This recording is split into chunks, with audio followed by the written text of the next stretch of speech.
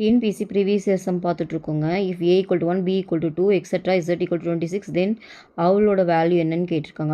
அதோட மதிப்பு எதற்கு ஈக்குவலாக இருக்கும்னு கேட்டிருக்காங்க. இப்போ அவளுக்கு போட்டிங்கன்னா ஓக்கு என்ன வரும்? ஓக்கு வந்து பார்த்திங்கன்னா 15 வருங்களா? ஓ 15. டபிள்யூ வந்து பார்த்திங்கன்னா 23ன்னு வரும். எல்லோட வேல்யூ பார்த்திங்கன்னா 12. ஸோ இதை எல்லாத்தையும் ஆட் பண்ணிங்கன்னா உங்களுக்கு என்ன வரும்? இது ரெண்டையும் ஆட் பண்ணால் இது பாருங்கள், இது ரெண்டு ஆட் பண்ணால் 35, 35 15 50 வருது. ஓகேவா? ஸோ 50க்கு நியராக வர மாதிரி பார்க்கணும். எனக்கு தெரிஞ்சு ஃபஸ்ட்டு இது ரெண்டுமே வர சான்ஸ் இல்லை. ஏன்னா இந்த 3 லெட்டர் முன்னாடி இருக்குது, ஆர் மட்டும்தான் பின்னாடி இருக்குது. ஏன்னா இங்கே பாருங்கள் டபிள்யூன்றது ரொம்ப லாஸ்ட்டில் இருக்குது. அப்போ இது ரெண்டும் வர சான்ஸ் இல்லை. இப்போ இந்த ரெண்டில் ஏதோ ஒன்று தான் வர சான்ஸ் இருக்குது. இப்போ நம்ம ஸ்னேக் மூலம் செக் பண்ணி பார்க்கலாமா? ஸ்னேக்கில் எஸ்ஸுக்கு என்ன வரும்? எஸ்ஸுக்கு 19, என்னுக்கு 14, ஏக்கு 1 தெரியும் நம்மளுக்கு, கேக்கு 11 வரும், ஈக்கு 5 வரும். செக் பண்ணி பார்க்கலாமா?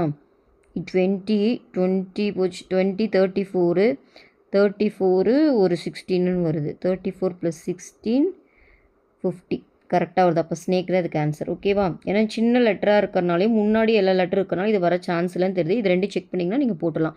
அவளுக்கு ஈக்குவலாக என்ன வேல்யூனா ஸ்னேக். இதுவும் 50, இதுவும் 50. ஓகேவா? தேங்க்யூ.